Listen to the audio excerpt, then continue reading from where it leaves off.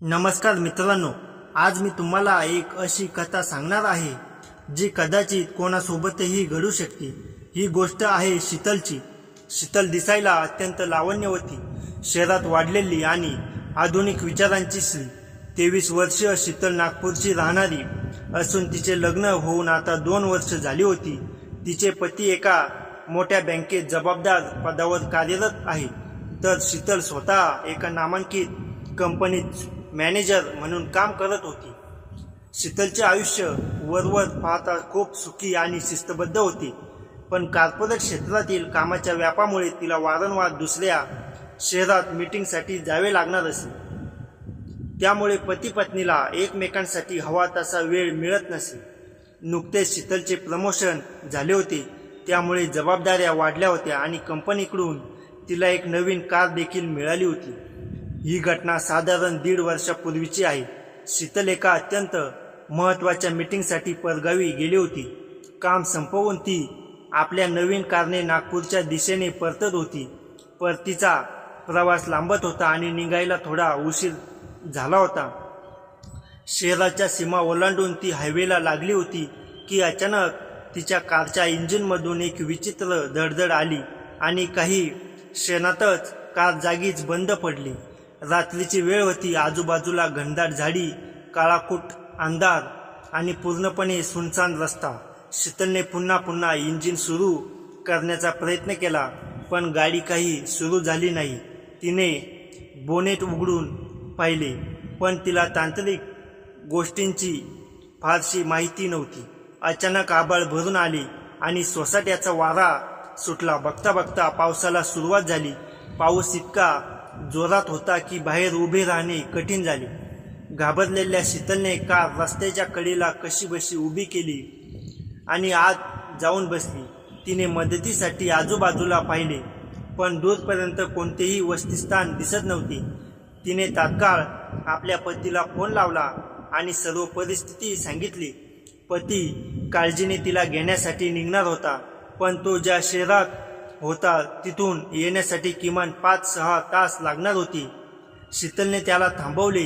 तू काळजी करू नकोस, मी कारमध्ये थांबते किंवा एखादी लिफ्ट मिळाली तर सकाळी लवकर घरी येते, असं सांगून तिने फोन ठेवला। पण मनात मात्र एक अनामिक भीती दाटून आली होती। रात्रीचे 8 वाजून गेले होते। पावसाची रिमझिम सुरूच होती। त्या निर्जन जागी एका तरुण महिलेने रात्रभर थांबावे हे अजिबात सुरक्षित नव्हते। बराच वेळ वाट पाहिल्यानंतर पावसाचा जोर थोडा कमी झाला।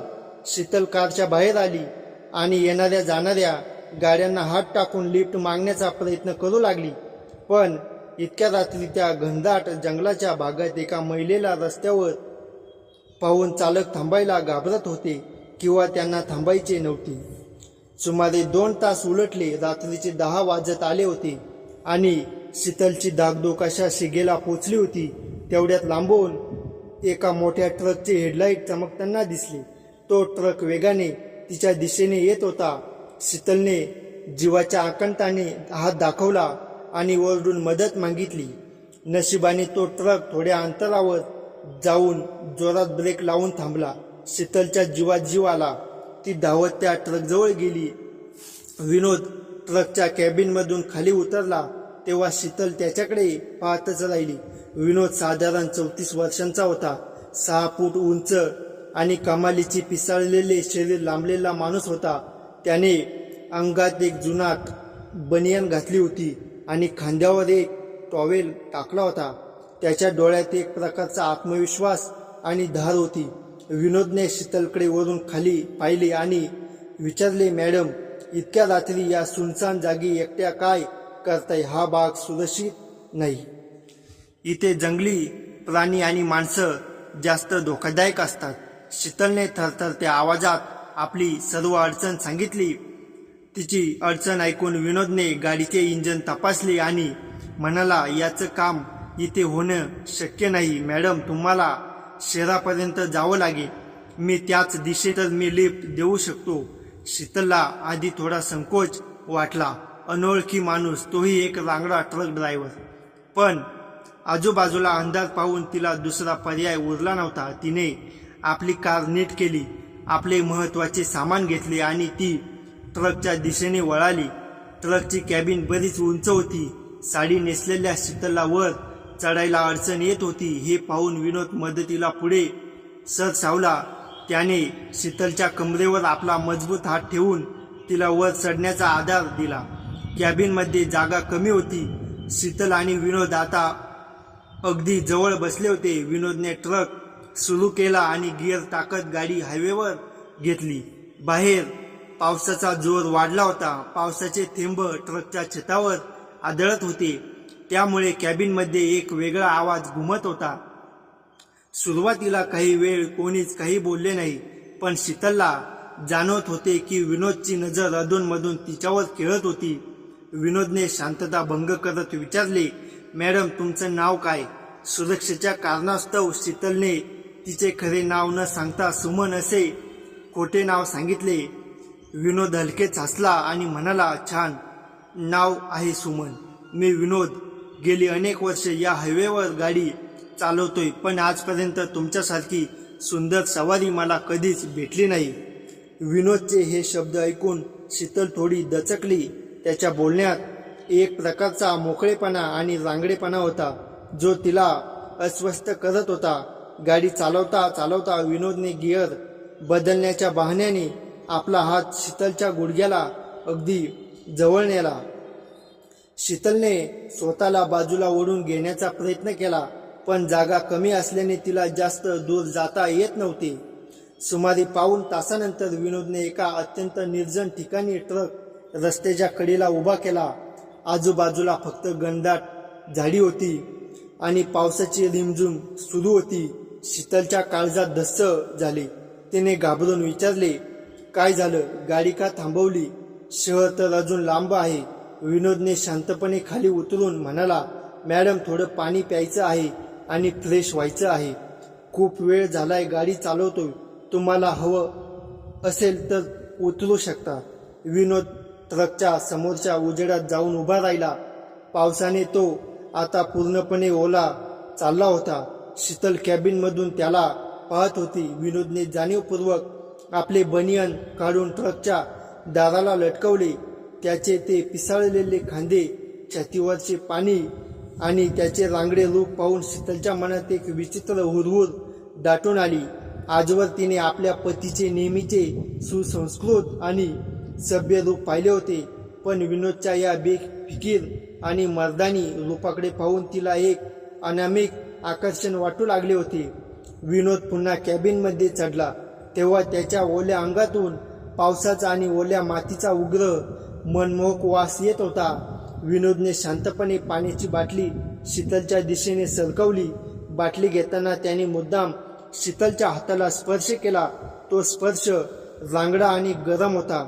विनोद शीतलच्या डोळ्यात थेट पाहत म्हणाला, मॅडम, तुमची नजर खूप काही सांगते. इतक्या रात्री या सुनसान रस्त्यावर आपण दोघेच आहोत.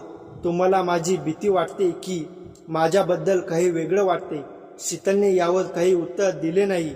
तिच्या मनात एकीकडे तिचे घर, पती आणि संस्कार यांचे विचार येत होते, तर दुसरीकडे विनोदच्या त्या रांगड्या व्यक्तिमत्वाने तिला पूर्णपणे भारावून टाकले होते. त्या एकांत जागी आणि त्या पावसाळी वातावरणात तिचे मन तिच्यावरचा ताबा गमावून बसले होते. आजवरच्या नीरस आयुष्यात तिला एवढी रोमांचक अनुभूती आली नव्हती. पुन्हा ट्रक सुरू झाला. शीतलने एक खोल श्वास घेतला आणि तिने स्वतःचाच निर्धार केला की आजची ही रात्र स्वतःला बंधनात अडकवून घेणार नाही. तिने विनोदकडे पाहिले आणि हलकेच त्याचे नाव घेतले. विनोदने तिच्याकडे पाहून एक सूचक स्मित केले. त्याला जाणवले होते की शीतल आता पूर्णपणे सहज आहे.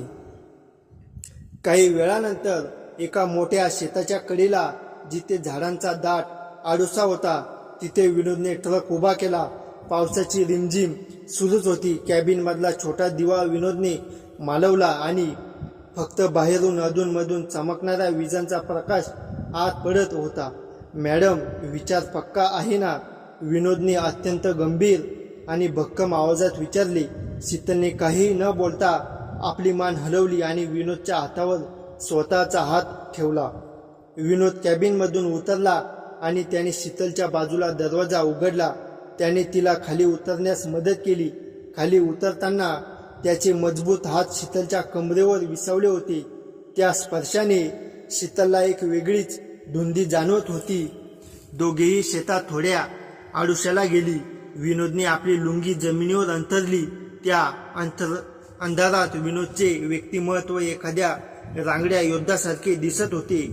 त्याने शीतलला हळुवारपणे जवळ ओढले.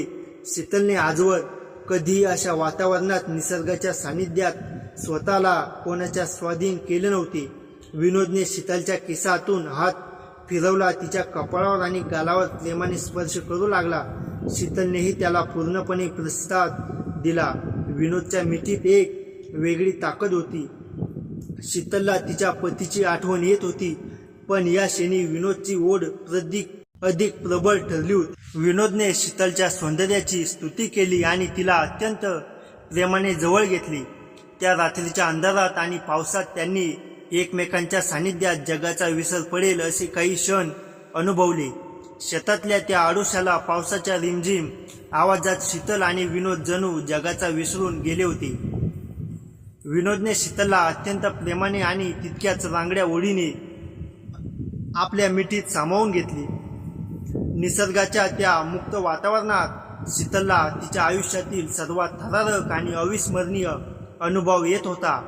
बराच वेळ ते दोघेही एकमेकांच्या मिठीत शांत बसून होते. फक्त विजांचा लखलखाट अधूनमधून त्यांच्या चेहऱ्यावर चमकत होता. सुमारे तासाभराने शीतलने स्वतःला सावरले. तिने आपले विस्कटलेले केस नीट केले आणि साडी सावरली. विनोदनेही आपली लुंगी सावरली आणि तो उठून उभा राहिला. आता त्याच्या नजरेत पूर्वीसारखी वासना नव्हती, तर एक प्रकारचा आदर आणि माणुसकी होती. त्याने शीतलचा हात धरून तिला पुन्हा हळुवारपणे ट्रककडे नेले. पुढचा प्रवास अगदी शांततेत पार पडला. कॅबिनमध्ये आता एक वेगळी शांतता होती, पण ही शांतता अस्वस्थ करणारी नव्हती. पहाटेचे 4 वाजले होते. धुक्यांची चादर पसरली होती. विनोदने नागपूरच्या एका मुख्य चौकात शीतलच्या घराजवळ ट्रक थांबवला. ट्रकवरून उतरताना शीतलने मागे वळून विनोदकडे पाहिले. विनोद हसून म्हणाला, मॅडम, तुम्ही सांगितलेले हे ते नाव सुमन आणि ही रात्र मी माझ्या शेवटच्या श्वासापर्यंत विसरणार नाही. शीतलने एक तृप्त स्मित केले आणि ती आपल्या घराच्या दिशेने चालू लागली. घरी पोचल्यावर तिने आरशात स्वतःला पाहिले. तिच्या चेहऱ्यावर एक वेगळी चमक होती आणि डोळ्यात एक वेगळ्याच प्रकारचे समाधान होते. तिला हे माहीत होते की जे काही घडले ते समाजाच्या नजरेत चुकीचे असू शकते, पण एका रात्रीने तिला स्वतःच्या अस्तित्वाची आणि स्वतःच्या भावनांची नवी ओळख करून दिली होती. तिने विचार केला की कधी कधी आयुष्य आपल्याला अशा वळणावर आणून उभे करते जिथे आपण सर्व बंधने, सर्व नियम विसरून काही क्षणांसाठी का होईना पण खरे जगतो. शीतल घरी पोचल्यापासून तिच्या मनात एकच गोंधळ होता. आरशात पाहिलेले तिचे प्रतिबिंब तिलाच अपरिचित वाटू लागले होते. तिने लगेच स्नानगृहात जाऊन आंघोळ केली. पावसाने भिजलेले कपडे बदलले आणि स्वतःला सावरले. सकाळी 7 वाजले होते. पतीने राजीवने फोन केला. शीतल, तू पोचलीस का? मी फार काळजीत होतो. रात्री फोन केला तर स्विच ऑफ येत होता.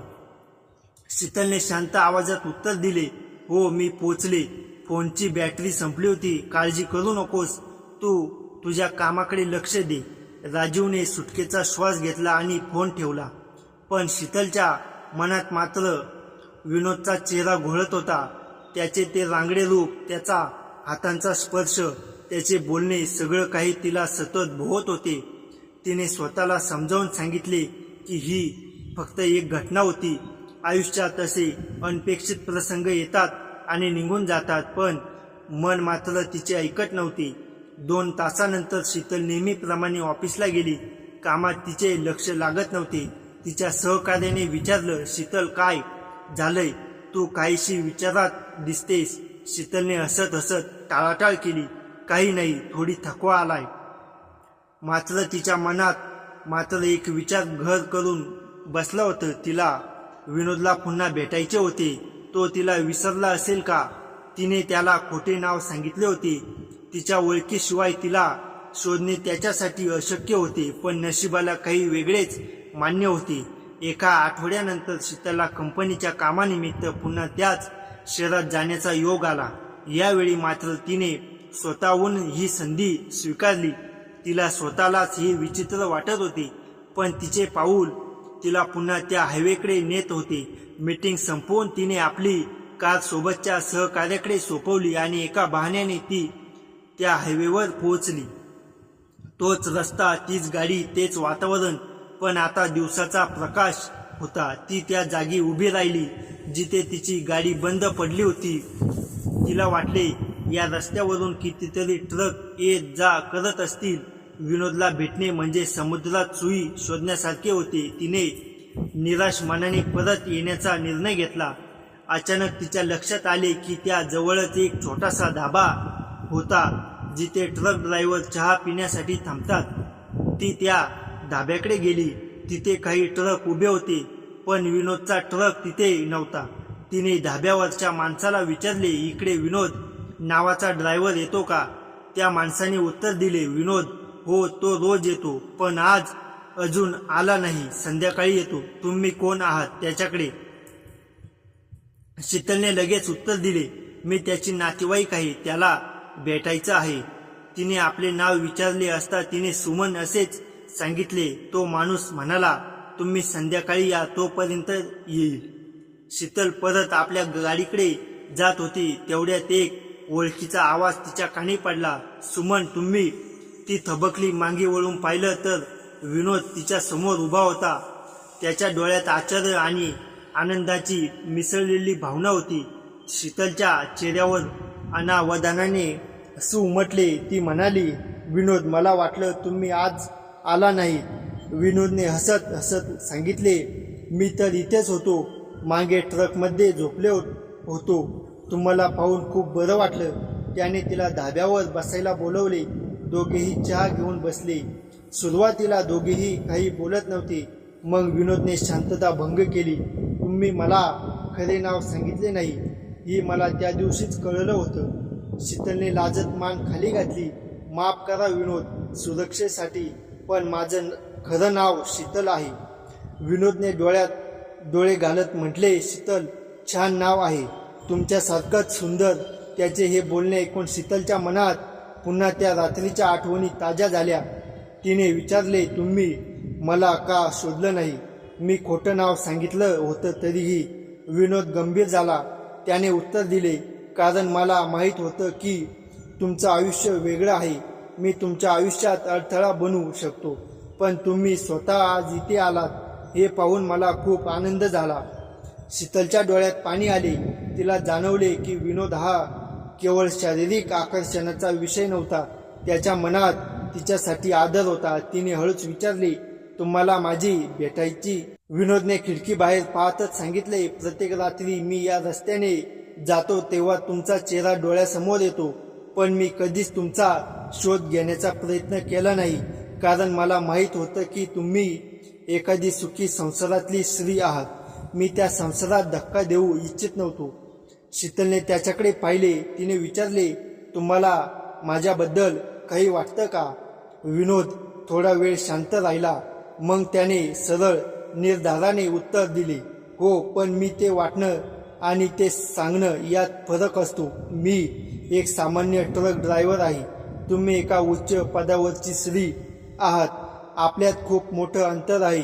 त्या रात्रीच्या आठवणी माझ्यासाठी खूप मौल्यवान आहेत, पण त्या पलीकडे काहीही मी अपेक्षा करू शकत नाही. शीतलच्या मनात आदर आणि आकर्षण याची सांगड घालत होती. ती म्हणाली, तुम्ही जे म्हणालात ते खरं आहे, पण माणसाची जात, पद, पैसा यापेक्षा त्याचे मन मोठं असतं. तुमच्यात ती मन आहे. विनोद. दोघेही बराच वेळ बोलत होते. शीतलने विनोदला सांगितले की तिला त्याची सवय झाली आहे. तिच्या मनात त्याच्यासाठी स्थान आहे. विनोदने मात्र तिला सावध केले, शीतल, तुमचं घर आहे, नवरा आहे. तुम्ही माझ्यासारख्या माणसासाठी ती धोक्यात आणू शकत नाही. मी तुमचा मित्र म्हणून तुमच्यासोबत राहू शकतो, त्यापेक्षा अधिक काही नाही. शीतलला त्याची ही भूमिका आवडली. ती म्हणाली, तू खूप चांगला आहेस विनोद. आणि तिने पहिल्यांदाच त्याला तू म्हणून संबोधले. विनोदच्या चेहऱ्यावर हसू उमटले. त्या दिवसापासून शीतल आणि विनोद यांच्यात मैत्रीचे नाते निर्माण झाले. शीतल जेव्हा जेव्हा त्या शहरात यायची तेव्हा ती विनोदला भेटायची. त्यांचे बोलणे, हसणे, चहा पिणे हे त्यांच्या भेटीचा भाग बनले. पण त्यांनी कधीही त्या रात्रीची पुनरावृत्ती करण्याचा प्रयत्न केला नाही. विनोदच्या मनात तिच्यासाठी आदर होता, तर शीतलच्या मनात त्याच्यासाठी कृतज्ञता आणि आपुलकी होती. एक दिवस शीतलच्या पती राजीवला शीतलच्या वागण्यात बदल जाणवला. तो म्हणाला, शीतल, तू खूप बदललीस. आधी तू नेहमी तणावात असायचीस, पण आता तू खूप शांत आणि समाधानी दिसतेस. शीतल हसली. तिला माहीत होते की या बदलामागे विनोदची मैत्री होती. विनोदने तिला जीवनाचा एक वेगळा अर्थ समजावला. ती म्हणाली, कधी कधी आयुष्यात योग्य माणसाची भेट होते जो तुम्हाला स्वतःची ओळख करून देतो. राजीवला तिच्या या उत्तराचा अर्थ समजला नाही, पण त्याला तिचे समाधान पाहून आनंद झाला. काही महिन्यानंतर शीतलच्या कंपनीत बदली झाली आणि तिला दुसऱ्या शहरात जाण्याची संधी मिळाली. तिने ही संधी स्वीकारली. निघण्यापूर्वी ती शेवटच्या विनोदला भेटायला गेली. त्या हायवेवर, त्या धाब्यावर ती त्याची वाट पाहत होती. विनोद आला तेव्हा त्याच्या चेहऱ्यावर नेहमीचे हास्य होते, पण शीतलच्या डोळ्यात पाणी पाहून तो गंभीर झाला. काय झालं? त्याने विचारलं. शीतलने बदलीची बातमी सांगितली. विनोदने शांतपणे ऐकून घेतले. मग तो म्हणाला, तुमच्या आयुष्यासाठी हे चांगलं आहे शीतल. तुम्ही जा, मी नेहमी तुमच्या आठवणी जपून ठेवेन. शीतलने त्याच्याकडे पाहिले. तिने विचारले, तुला माझी आठवण येईल का? विनोद हसला. प्रत्येक रात्री, प्रत्येक पावसात, या हायवेवर, प्रत्येक वेळी. शीतलने त्याच्या हातात आपला हात ठेवला. यावेळी तो स्पर्श वासनेचा नव्हता, तर शुद्ध मैत्रीचा होता. ती म्हणाली, तुम्ही मला खूप काही शिकवलंस विनोद. प्रेम म्हणजे मालकी नसते, तर सोडून देण्याची ताकद असते, हे तू दाखवलंस. विनोदने तिच्या डोळ्यात पाहिले. तूही मला खूप काही शिकवलंस. मी एक सामान्य ट्रक ड्रायव्हर आहे, पण तुला मला एक चांगला माणूस बनवलंस. त्या दिवशी दोघेही बराच वेळ बोलत होते. शीतलने विनोदला सांगितले की तिच्या आयुष्यात आलेले सर्वात सुंदर नाते आहे. विनोदने तिला आश्वासन दिले की तो नेहमी तिच्या संपर्कात राहील. शीतल नेहमी शहरात गेली. तिने आपल्या आयुष्यात नवीन सुरुवात केली, पण तिथे विनोदने संपर्क ठेवला. महिन्यातून एकदा तरी ते फोनवर बोलत. त्यांच्या बोलण्यात आता तीच सहजता होती, पण आता त्यात कुठलीही अपेक्षा नव्हती. राजीवला हळूहळू शीतलच्या या नव्या मैत्रीबद्दल कळले. सुरुवातीला त्याला आश्चर्य वाटले, पण शीतलने हे प्रामाणिकपणे सांगितल्याने त्याच्या मनात शंकेला जागा नव्हती. राजीव एकदा विनोदला भेटला तेव्हा त्याला जाणवले की हा माणूस खरोखरच सरळ आणि प्रामाणिक आहे. त्याने शीतलला सांगितले, तू नशीबवान आहेस की तुला असा मित्र मिळाला. शीतलच्या आयुष्यातील हा प्रवास सुरूच होता. शीतलने शिकले की कधी कधी आयुष्यात काही भेटी फक्त एका रात्रीसाठी नसतात, तर त्या आयुष्यभराची साथ देतात. विनोद आणि शीतल यांच्यातील नाते हे उदाहरण होते की खरे नाते म्हणजे मालकी नव्हे, तर एकमेकांच्या आयुष्यात आदराने उभे राहणे होय. शीतलला नवीन शहरात स्थायिक होऊन 2 वर्ष उलटून गेली होती. नोकरीत प्रगती, घरात सुख आणि पती राजवशी असलेले नाते अधिक घट्ट झाले होते. पण तिच्या मनात विनोदसाठी एक कोपरा होता जो तिने कधीच कोणाला दिसू दिला नव्हता. महिन्यातून एकदा होणारा फोन, सुट्टीत कधीतरी हायवेवर जाऊन भेटणे हे त्यांच्या नात्याचे सूत्र होते. विनोदही आपल्या कामात रमला होता. त्याने थोडी बचत करून आपला स्वतःचा एक छोटा ट्रक घेतला होता. तो आता चालकासोबत मालकही झाला होता. त्याच्या या यशाचे शीतलला अभिमान वाटत असे. ती त्याला नेहमी प्रोत्साहन द्यायची. विनोद, तू खूप मोठा होशील, मला विश्वास आहे. एक दिवस शीतलच्या आयुष्यात एक मोठा बदल झाला. तिला कळले की ती गरोदर आहे. राजीव आणि शीतल दोघांसाठी ही खूप आनंदाची बातमी होती. राजीवने तिच्याकडे पाहत विचारले, तुला काय वाटतं, मुलगा की मुलगी? शीतल हसली. दोन्हीही आपल्यासाठी आशीर्वादच आहेत, पण या आनंदाच्या क्षणी ही तिच्या मनात एक विचार आला. तिने ठरवले की ही बातमी विनोदलाही सांगायला हवी. तिने त्याला फोन केला. विनोद, मला सांगायचं आहे, मी आई होणार आहे. दुसऱ्या बाजूला थोडा वेळ शांतता होती. मग विनोदचा आवाज आला. अभिनंदन शीतल, माझ्याकडून तुझ्या पोटच्या बाळाला आशीर्वाद. त्याच्या आवाजात आनंद होता, पण त्या आवाजात एक विरही होता. शीतलला तो जाणवला. ती म्हणाली, विनोद, तू कधीतरी भेटायला ये, मला तुझी खूप आठवण येते. विनोदने होकार दिला, पण तो येण्याचे दिवस लांबतच होते. शीतलच्या गरोदरपणातील 6वा महिना सुरू होता. एके दिवशी अचानक तिला राजूकडून फोन आला. त्याच्या आवाजात घबराट होती. शीतल, बाबांची तब्येत अचानक बिघडली, त्यांना हॉस्पिटलमध्ये दाखल केले, मला लगेच नागपूरला जावं लागेल.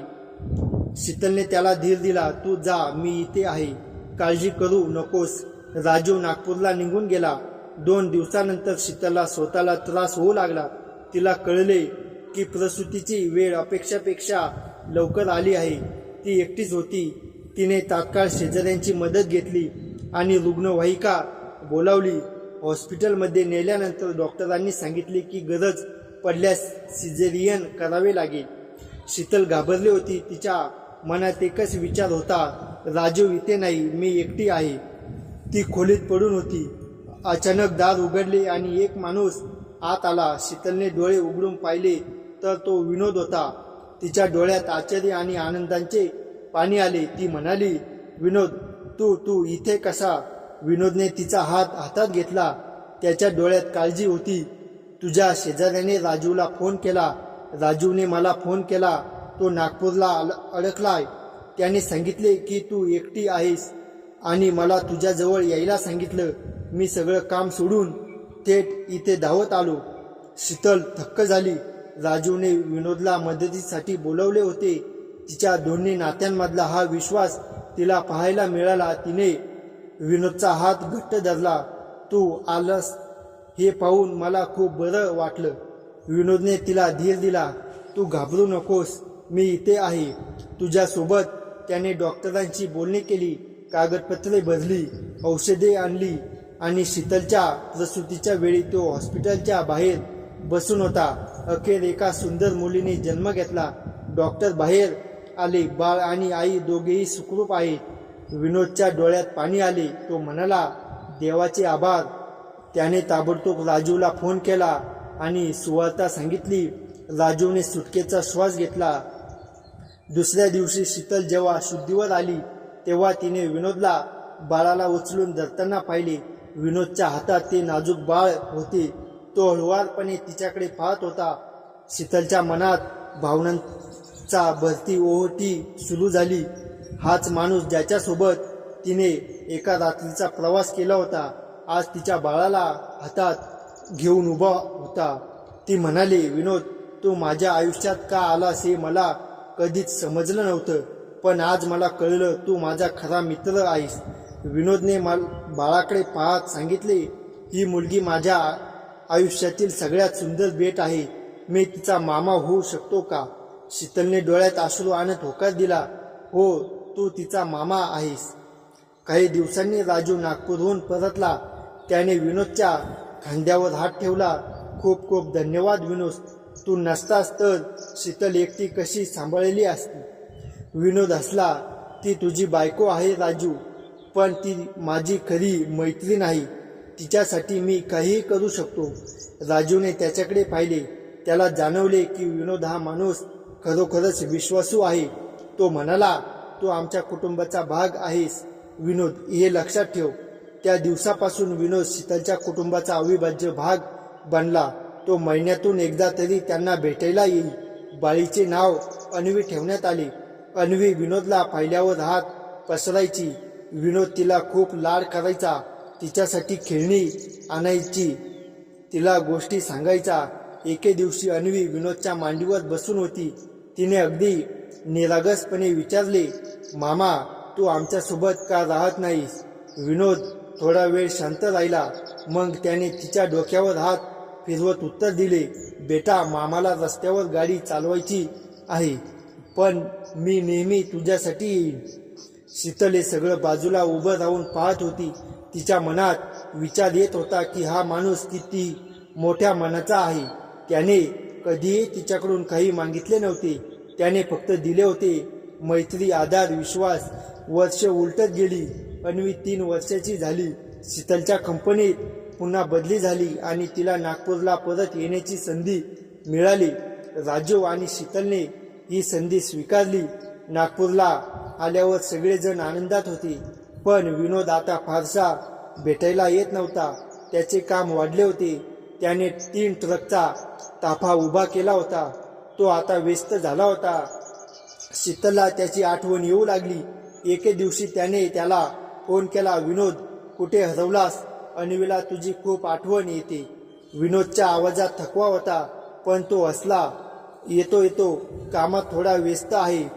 शीतलला त्याच्या बोलण्यात काहीतरी अंतर जाणवले. तिने ठरवले की ती स्वतःला त्याला भेटायला जाईल. एका रविवारी ती अन्वीला घेऊन त्या हायवेवर गेली. विनोदचा ट्रक त्या धाब्याजवळ उभा होता. विनोद धाब्यावर बसून चहा पित होता. त्याच्या चेहऱ्यावर आता सुरकुत्या पडल्या होत्या. केसात रिंगण येऊ लागली होती. अन्वीने पाहताच धावत जाऊन मिठी मारली. मामा, मला तुझी खूप आठवण आली. विनोदच्या डोळ्यात पाणी आले. त्याने तिला उचलून घेतले. शीतल हळूच त्याच्याजवळ आली. विनोद, तू का असे दूर गेलास? विनोदने खाली पाहत सांगितले. शीतल, मला वाटलं की मी आता तुमच्या आयुष्यात अडथळा बनू लागलो आहे. तुझं घर आहे, संसार आहे. मी फार जवळ आलो तर. शीतलने त्याच्या तोंडावर हात ठेवला. तू कधीच अडथळा नव्हतास विनोद. तू माझा आधार होतास. तू नसतास तर मी एकटी कशी सांभाळली असती. तू आमच्या कुटुंबाचा भाग आहेस. विनोदने तिच्याकडे पाहिले. त्याच्या डोळ्यात कृतज्ञता होती. तो म्हणाला, शीतल, तू मला माणूस बनवलंस. मी एक सामान्य ट्रक ड्रायव्हर होतो. तुझ्यामुळे मला आयुष्यात मोठं काहीतरी करायचंय हे कळलं. आज माझे स्वतःचे 3 ट्रक आहेत. 10 माणसांना रोजगार मिळाला आहे. हे सगळं तुझ्यामुळे. शीतलच्या डोळ्यात अश्रू होते. ती म्हणाली, नाही विनोद, हे सगळं तुझ्यामुळे आहे. तुझ्या मेहनतीमुळे, तुझ्या प्रामाणिकपणामुळे. त्या दिवशी दोघेही बराच वेळ बोलले. अन्वी त्यांच्यात खेळत होती. विनोदने शीतलला सांगितले की त्याने गावात एक छोटं घर बांधलं आहे आणि तिथे आपल्या आईसोबत राहतो. त्याचे लग्न झाले नव्हते. शीतलने विचारले, लग्न का केलं नाहीस? विनोद शांतपणे म्हणाला, मला माझ्या आयुष्यातली सगळ्यात सुंदर स्त्री भेटली होती. तिच्यासारखी दुसरी कोणीही भेटली नाही. पण तिच्याशी मैत्री हेच माझ्यासाठी सर्वात मोठं भाग्य आहे. शीतलला त्याच्या बोलण्याचा अर्थ समजला. ती म्हणाली, विनोद, तू माझ्यासाठी नेहमीच खास राहशील. पण तुझं आयुष्य एकटं घालवू नकोस. तुला जोडीदार हवा. विनोदने डोक्याला हलवले. बघूया, आता मला या अन्वीची चिंता आहे. तिला मोठं करायचंय. शीतल असली, अन्वी तर तुझी खास आहे. पण तूही सुखी राहा ही माझी इच्छा आहे. काही महिन्यानंतर विनोदने शीतलला एक आश्चर्यकारक बातमी दिली. त्याने एका शाळेत गरजू मुलांसाठी शिष्यवृत्ती सुरू केली होती. शीतलला हे पाहून खूप बरे वाटले. तिने त्याच्या या कामात हातभार लावला. दोघांनी मिळून अनेक गरजू मुलांना शिक्षणासाठी मदत केली. वर्षानुवर्ष असेच चालले. शीतलचे कुटुंब, तिची नोकरी, तिचे संस्कार या सगळ्यात ती रममाण झाली होती. पण तिच्या मनातील विनोदचे स्थान कधीच कमी झाले नव्हते. विनोदही त्याच्या मार्गाने चालत होता. त्यांच्यातील हे नाते शब्दापलीकडचे होते. ते प्रेम नव्हते, ते कर्तव्य नव्हते, ते फक्त एकमेकांसाठीचा आधार होता. एक दिवस अन्वी शाळेतून आली तेव्हा तिने शीतलला विचारले, आई, मामा आपला नातेवाईक का नाही, पण तो आपल्यासाठी नेहमी का येतो? शीतलने तिला मांडीवर बसवले. बेटा, नाती फक्त रक्ताची नसतात. कधी कधी रस्त्यावर भेटलेला माणूसही आयुष्यभराचा नातेवाईक बनतो. मामा तसाच आहे. तो आपल्यासाठी देवाने पाठवलेला दूत आहे. अन्वीला हे उत्तर समजले नसते, पण तिने आईचे बोलणे मनावर घेतले. अशा प्रकारे शीतल आणि विनोदची ही गाथा सुरू राहिली. दोघांनाही आयुष्यात स्वतःची वेगळी ओळख निर्माण केली. शीतल एका मोठ्या कंपनीच्या संचालकपदी पोचला. विनोदने एका स्थापत्य व्यवसाय उभा केला, पण त्यांच्यातील मैत्री कधीच कमी झाली नाही. एके दिवशी शीतलचा पती राजूची प्रकृती खालवली. त्याला हृदयविकाराचा झटका आला. शीतल घाबरून गेली. तिने विनोदला फोन केला. विनोद अर्ध्या तासात हॉस्पिटलमध्ये पोहोचला. त्याने सर्व व्यवस्था केली. डॉक्टरांशी बोलणी केली. राजूच्या उपचारासाठी पैसे दिले. राजूच्या प्रकृतीत सुधारणा केली. राजू हॉस्पिटलमध्ये बरे झाल्यावर त्याने विनोदचा हात धरला. विनोद, तू माझाही मित्र आहेस. त्याला आज मला कळलं की आयुष्यात असे मित्र असणं किती मोठं भाग्य असतं. विनोदने नम्रपणे उत्तर दिलं, राजू, तू ही माझ्यासाठी भाऊ आहेस. शीतलने मला कुटुंब दिलं. तू मला आधार दिलास. त्या दिवसापासून राजू आणि विनोद यांच्यातही घनिष्ठ मैत्री निर्माण झाली. दोघेही एकमेकांच्या संसारात उभे राहू लागले. अशा प्रकारे या कथेचा शेवट होतो. शीतलने आपल्या आयुष्यात 2 प्रकारची नाती जोपासली. एक नातं सामाजिक बंधनातील होते, तर दुसरं नातं मनाच्या स्वातंत्र्यातील. तिने कधीही एकाची तुलना दुसऱ्याशी केली नाही. तिने दोघांनाही त्यांच्या जागी मान दिला. विनोदनेही कधीच तिच्या संसारात ढवळाढवळ केली नाही. ही कथा फक्त शीतल आणि विनोदची नव्हती, तर माणसाच्या मनातील शुद्धता, प्रेम, आदर आणि करुणा यांची होती. जीवनात अनेक वळणे येतात. काही वळणे आपल्याला आपल्याच अस्तित्वाची ओळख करून देतात. शीतलला त्या पावसाळी रात्रीच्या प्रवासाने केवळ शारीरिक अनुभूती दिली नाही, तर आयुष्यभराचा विश्वासू मित्र दिला. विनोदला त्या रात्रीने एका स्त्री दिली नाही, तर एक कुटुंब दिले. आयुष्यात असे प्रसंग येतात जेव्हा आपण सामाजिक चौकटीबाहेर जाऊन विचार करतो, पण त्या विचाराला योग्य दिशा मिळाली तर तो आयुष्य बदलू शकतो. शीतल आणि विनोदचे नाते हेच सिद्ध करते की प्रत्येक भेटीमागे एखादा हेतू असतो. तो हेतू शारीरिक असू शकतो, भावनिक असू शकतो, किंवा केवळ आयुष्यभराचा सहप्रवासी मिळवून देणारा असू शकतो.